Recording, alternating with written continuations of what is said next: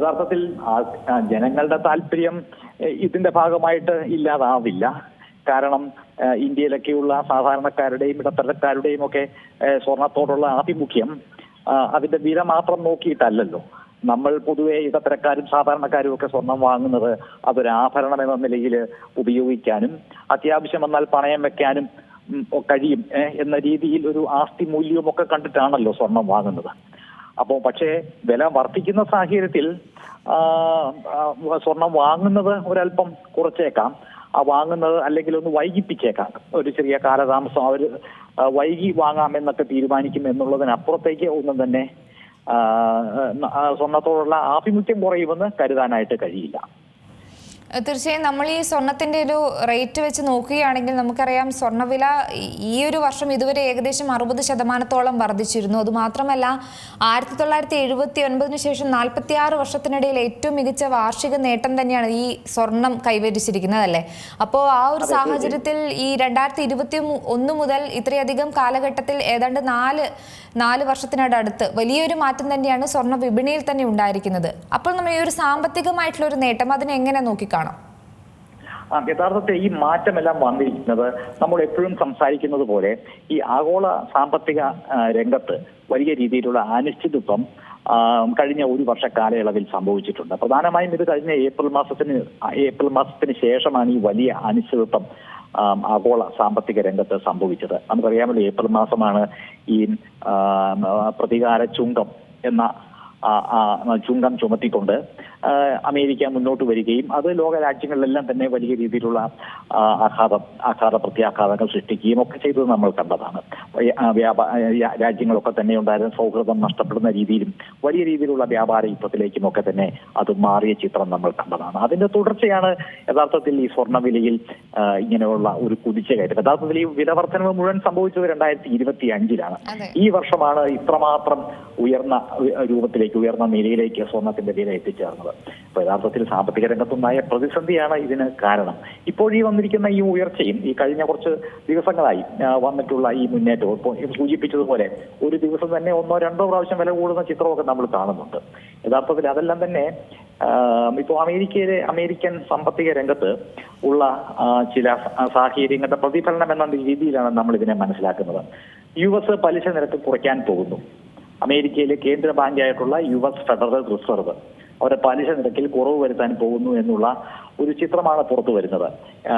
മാത്രവുമല്ല, American പ്രസിഡന്റായിട്ടുള്ള Donald Trump ഈ US കേന്ദ്ര ബാങ്കിന്റെ തലവനായിട്ടുള്ള ജെറമി പൗലുമായിട്ട് വലിയ രീതിയിലുള്ള നീരസവും അഭിപ്രായ ഭിന്നതയിലുമൊക്കെയാണ് കഴിഞ്ഞ കുറെ നാളുകളായി. അദ്ദേഹത്തെ ആ സ്ഥാനത്ത് നിന്ന് മാറ്റണം, അദ്ദേഹം രാജിവെച്ചു പോകണം എന്ന് പോലും അദ്ദേഹം പറയുന്ന നിലയിലാണ് കാര്യങ്ങൾ നിൽക്കുന്നത്. അപ്പോൾ അദ്ദേഹത്തിന് പകരം ഒരു പുതിയ US ഫെഡിന്റെ ചെയർമാൻ വന്നേക്കും എന്ന ഒരു കാര്യവും ഇപ്പോൾ ഇങ്ങനെ സംഭവിക്കുന്നുണ്ട്. അപ്പോൾ ഇതെല്ലാം തന്നെ ഒരു അനിശ്ചിതത്വതയാണ് സൂചിപ്പിക്കുന്നത്. ഈ അനിശ്ചിതത്വമാണ് യാതൊരു അനിശ്ചിതത്വവും ഇല്ലാത്ത ഒരു നിക്ഷേപ മാർഗം എന്ന നിലയിൽ സ്വർണത്തെ കൂടുതൽ പ്രിയങ്കരമാക്കി മാറ്റുന്നത്.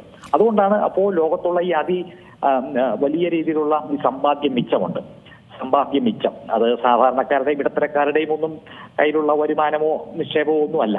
വലിയ സമ്പാദ്യ മിച്ചമുള്ള വലിയ ഫണ്ടുകളുണ്ട്, അതിസമ്പന്നരുണ്ട്. അപ്പോൾ അവരെല്ലാം തന്നെയാണ് വലിയ രീതിയിൽ ഈ സ്വർണം വാങ്ങിക്കൂട്ടുന്നത്. അതിന്റെ ഫലം കൂടിയാണിത്. മാത്രമല്ല, മറ്റൊരു വാർത്ത കൂടി പുറത്തു വരുന്നുണ്ട്. നമുക്കറിയാമല്ലോ, അമേരിക്കയും ചൈനയും തമ്മിലുള്ള ഒരു വ്യാപാര തർക്കവും ഒരു അനിശ്ചിതത്വവും നിലനിൽക്കുന്നുണ്ട്. അപ്പോൾ ചൈന വളരെ ഗോപ്യമായ രീതിയിൽ സ്വർണം വാങ്ങിക്കൂട്ടുന്നുണ്ട് എന്നുള്ള വാർത്തയും നമുക്ക് കാണാനായിട്ട് കഴിയും. അത് മാത്രമല്ല, ഈ ഡിസംബറിൽ ഈ ഫെഡ് ഒരു തവണ കൂടി നിരക്ക് കുറയ്ക്കാൻ സാധ്യതയുണ്ട്. അപ്പോൾ കൂടുതലും തീർച്ചയായും ഉടൻ തന്നെ അടുത്ത ദിവസങ്ങളിൽ തന്നെ US ഫെഡ് വില കുറയ്ക്കുമെന്നാണ് പറയുന്നത്. അപ്പൊ അങ്ങനെ വരുമ്പോൾ US ഫെഡ് വില കുറയ്ക്കുക എന്ന് പറഞ്ഞാൽ, പലിശ നിരക്ക് കുറയുക എന്ന് പറഞ്ഞാൽ സ്വാഭാവികമായും സ്വർണം വാങ്ങുന്നതിന്റെ ഒരു ആപേക്ഷിക ചെലവ് കുറവാണ്. കാരണം ബോണ്ടിൽ നിക്ഷേപിക്കേണ്ട ആവശ്യമില്ല.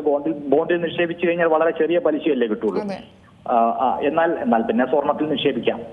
പിന്നെ ഈ പറഞ്ഞതുപോലെ തന്നെ ഈ ഒരു സ്വർണത്തിലുള്ള കുത്തനെയുള്ള ഒരു വർധനവ് നമുക്കൊരു ഹ്രസ്വകാല ഏകീകരണത്തിനോ അല്ലെങ്കിൽ ഒരു ആരോഗ്യകരമായ ഒരു തിരുത്തലിനോ ഉള്ളതാണോ എന്ന് എനിക്ക് തോന്നുന്നില്ല. തീർച്ചയായും അതെ, തീർച്ചയായും അത് അങ്ങനെ തന്നെയാണ്. ഇനി യഥാർത്ഥത്തിൽ ഇതിനകത്തൊരു മാറ്റം ഉണ്ടാകണമെങ്കിൽ ഈ ആഗോള സാമ്പത്തിക രംഗത്ത് അനിശ്ചിതത്വം ഏതാണ്ട് പൂർണ്ണമായിട്ട് തന്നെ മാറേണ്ടതുണ്ട്.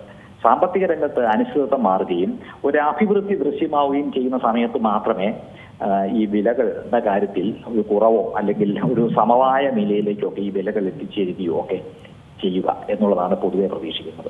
പിന്നെ ഈ റഷ്യ യുക്രൈൻ സമാധാന ചർച്ചകളും അത് ദീർഘിക്കുന്നത് ഒരു തിരിച്ചടിയാകാനുള്ള ഒരു സാധ്യതയുണ്ടല്ലോ. തീർച്ചയായും അല്ല, അതും ഒക്കെ തന്നെ അതും ഒരു ചെറിയ അതിൻ്റെതായ അപ്പം അത് ഇപ്പോൾ ഒരു വലിയ പ്രശ്നമായിട്ട് അത് വന്നിട്ടില്ല. ഏതാണ്ട് റഷ്യക്ക് അനുകൂലമായിട്ടുള്ള നിലയിലേക്ക് അമേരിക്കൻ നിലപാട് സ്വീകരിക്കുകയാണല്ലോ. പക്ഷെ അത് ആ അന്തിമ സമാധാന ചർച്ചകളിലേക്ക് അത് വന്നിട്ടില്ല. പക്ഷെ എങ്കിൽ കൂടി റഷ്യയുടെ നിലപാടിലേക്കൊക്കെ അമേരിക്കയും യോജിക്കുകയാണ്.